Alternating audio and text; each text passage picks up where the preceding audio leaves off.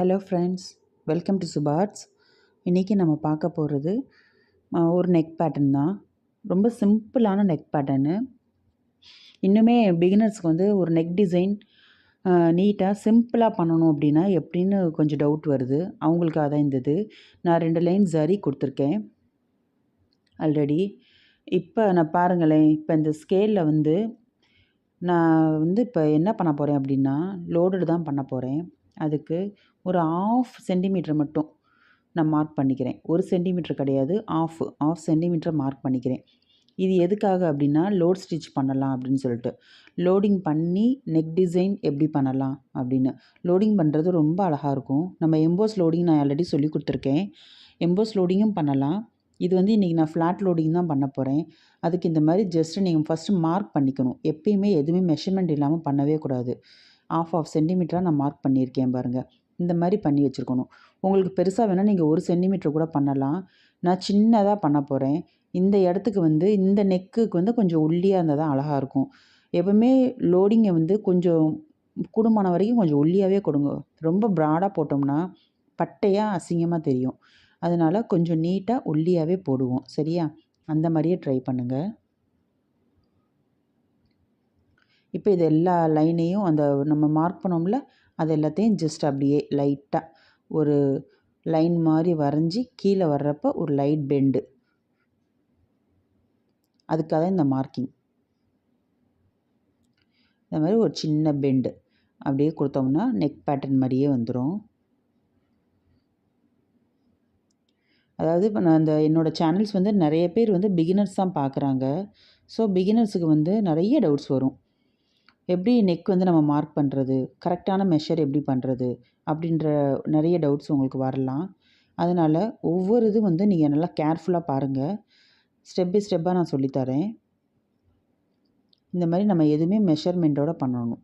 இப்போ இதே இது நீங்கள் லோட் பண்ணுறீங்க, லோடிங் ஸ்டிச் வந்து நம்ம எம்போஸாக பண்ணணும் அப்படின்னா அதுக்கு வந்து நடுவில் த்ரெட் வைக்கணும் இல்லையா? எம்போஸ் த்ரெட் ஒட்டணும்.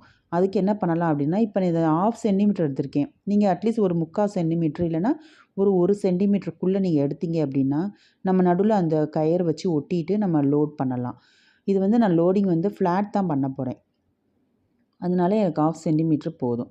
ஃப்ளாட்டாக பண்ணுறப்போ ரொம்ப ப்ராடாக இருந்தால் நல்லா இருக்காது இல்லையா? அதனால நான் 1/2 சென்டிமீட்டர் எடுத்திருக்கேன். லோடிங் ஸ்டிச் தெரியாதவங்களுக்கு தனியாக ஒரு வீடியோ போட்டிருக்கேன். ஃப்ளாட் லோடிங் எப்படி பண்ணணும் அப்படின்னு சொல்லி. நான் இந்த வீடியோவில் டிஸ்கிரிப்ஷன் பாக்ஸில் அந்த லிங்க் தர்றேன். செக் பண்ணி பார்த்துக்கோங்க. ஓகேவா?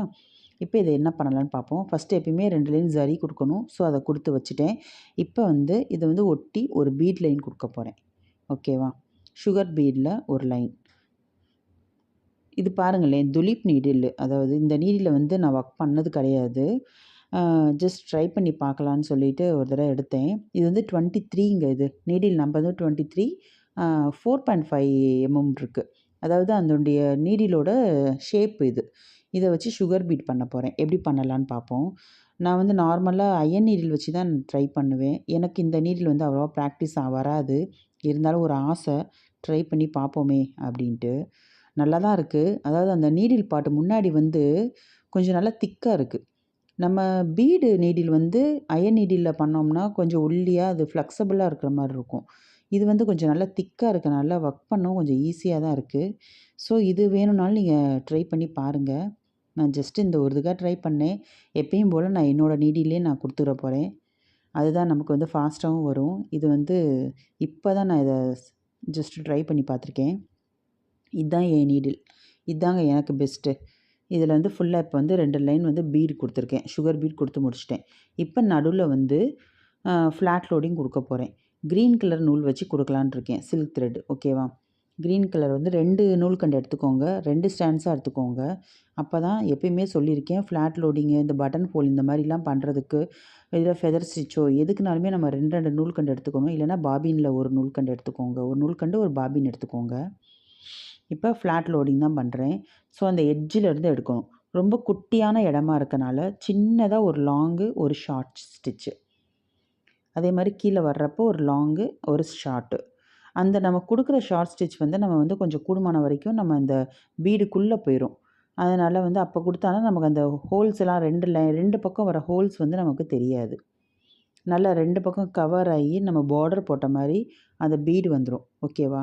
அதனால் கூடுமான வரைக்கும் ஒட்டி கொடுங்க, கேப் இல்லாத மாதிரி. பாருங்கள், நல்லா கீழே கிராஸாக வந்தால் தான் லோடிங் அழகாக இருக்கும். நேராக வரக்கூடாது. மேலே long stitch, short stitch. Loading தெரியும் இல்லையா? ஃப்ளாட் லோடிங் சொல்லி கொடுத்துருக்கேன்ல, அதே தான். கீழே வர்றப்ப லாங்கு ஒரு லாக்கு, மேலே போகிறப்ப அதே மாதிரி ஒரு லாங் செயின், அதுக்கு ஒரு லாக்கு. ஃபுல்லாக கிராஸாக தான் போடணும். இந்த ஸ்டிச்சே கிராஸாக போடுறது தான் அழகே. பாருங்கள், அந்த எம்போஸ் த்ரெட் அளவு தான் நான் ஸ்டிச்சே போடுறேன். புரியுதா? இதே எம்போஸ் ஸ்டிச் ஓட்டுறதா இருந்தால் நான் சொன்ன மாதிரி 3/4 சென்டிமீட்டர் இல்லைனா 1 சென்டிமீட்டர் எடுத்துக்கோங்க. இது ஜஸ்ட் 1/2 சென்டிமீட்டர். அழகாக இருக்கும். ஒரே ஒரு லைன் மட்டும் நல்ல ஒரு க்ரீன் கலரில் ஃபுல்லாக வரும் லோடட் ஸ்டிச்சு. ரொம்ப அழகாக இருக்கும். நெக்குக்கெலாம் இந்த டிசைன் ரொம்ப அழகாக இருக்கும். ஃபுல்லாக முடித்ததுக்கப்புறம் பார்ப்போம் எப்படி இருக்குன்னு. இப்போ ஃபுல்லாக கம்ப்ளீட் பண்ணிட்டேன். அழகாக இருக்குது பார்த்தீங்களா? அவ்வளோதான். இப்போ பாருங்களேன், நான் இது வரைக்கும் உங்கள்கிட்ட நான் அதை காட்டினது கிடையாது. இது பேர் சக்கரி. பாருங்கள், சக்கரி வந்து ஒன்றும் கிடையாது. நம்ம சம்கி வைக்கிறோம்ல, அதுலேயே கொஞ்சம் திக்காக இருக்கும் இது. சம்கி வந்து ரொம்ப லேஸாக இருக்கும். இது கொஞ்சம் திக்காக இருக்கும். இதுவுமே நம்ம சம்கி அதே மாதிரி ஒன்று ஒன்றா வச்சு ஸ்டிச் பண்ணுற மாதிரியே இதுவும் பண்ணலாம். இது ரொம்ப அழகாக இருக்கும். பிகினர்ஸ் வந்து நம்ம வந்து சம்கி வச்சு நம்ம பண்ணலாம். இது வச்சு நம்ம பண்ணலாம். சரியா? இது எப்படி பண்ணலாம், தைக்கலாம் அப்படின்னு சொல்லி பார்ப்போம். ஜஸ்ட்டு நம்ம வந்து இப்போ ஒன்று ஒன்றா எடுக்கணும். கொஞ்சம் தள்ளி எடுத்துக்கோங்க. இப்போ இந்த இதை வச்சு தைக்கிற அளவுக்கு நம்ம கொஞ்சம் தள்ளி இந்த இடத்துல இருந்து நார்மல் சூயிங் த்ரெட் வச்சு நான் கோல்டு கலர் நூல் எடுத்திருக்கேன். அதை வச்சு இந்த பாருங்கள், இப்போ சக்கரி வைக்கிறேன். வச்சுட்டு இதுக்கு உள்ளே ஒரு லாக், அதாவது ஒரு செயின்.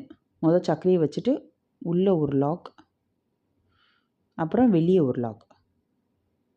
அவ்வளோதான். இப்போ அடுத்த சக்கரி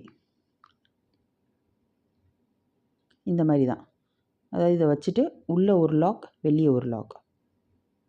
இப்போ உள்ளே வச்சு ஒரு லாக் பண்ணுறேன், அதாவது ஒரு செயின். சரியா?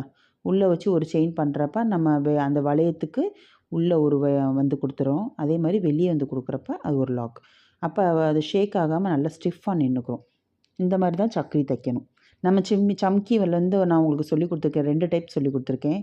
இது செகண்ட் டைப் நமக்கு வரும் பார்த்தீங்களா? அந்த மாதிரி கேப் விட்டு நம்ம வைப்போம்ல சம்கி, அதே ஸ்டிச்சு தான் இது. ஓகேவா? இந்த மாதிரி உள்ளே ஒரு லாக், வெளியே ஒரு லாக்.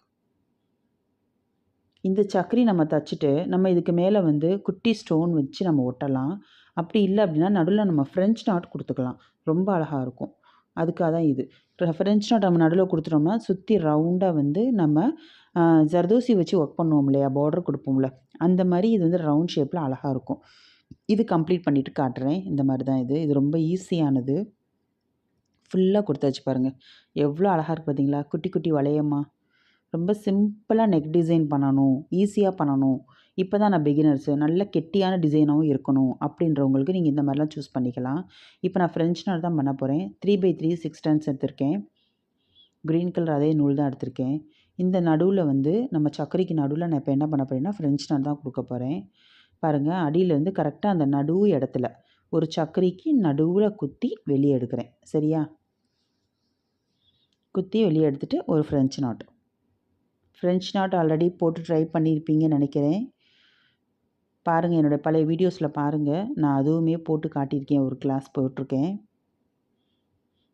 பாருங்கள், ஒரே மாதத்தில் எப்படி ஆரி பழகலாம் அப்படின்னு சொல்லி நான் போட்டிருக்கேன். அதில் எல்லாமே வரும் இது. நீங்கள் பார்க்காதவங்க எல்லாமே அதை பாருங்கள். இப்போ தான் என்னுடைய சேனல் ஃபஸ்ட் டைம் பார்க்குறீங்க அப்படின்னா சப்ஸ்கிரைப் பண்ணி வச்சுக்கோங்க. அப்போ தான் நான் இந்த மாதிரி போடுற வீடியோஸ் எல்லாமே உங்களுக்கு அப்டேட்டாக வரும்.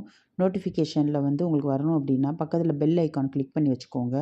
இம்மீடியட்டாக உங்களுக்கு நோட்டிஃபிகேஷனில் வரும். நீங்கள் எப்போ ஃப்ரீயோ நீங்கள் அதை பார்த்துக்கலாம். ஓகேவா? இந்த மாதிரி கரெக்டாக நடுவில் அந்த ஹோல்லே நான் வந்து ஃப்ரெஞ்ச் நாட் கொடுக்குறேன்.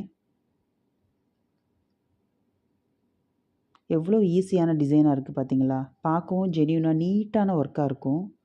ரொம்ப மெனக்கெட வேணாம் இது. சிம்பிளாக விரும்புகிறவங்களும் இந்த டிசைன் வந்து சூஸ் பண்ணிக்கலாம். இதுக்கு வந்து நீங்கள் இல்லைனா 4mm பீடு நீங்கள் வச்சு வரிசையாக தச்சுக்கலாம். நான் ஒரு டிஃப்ரெண்ட்டாக காட்டணும் அப்படின்னு சொல்லி தான் நான் சக்கரை காட்டிகிட்ருக்கேன்.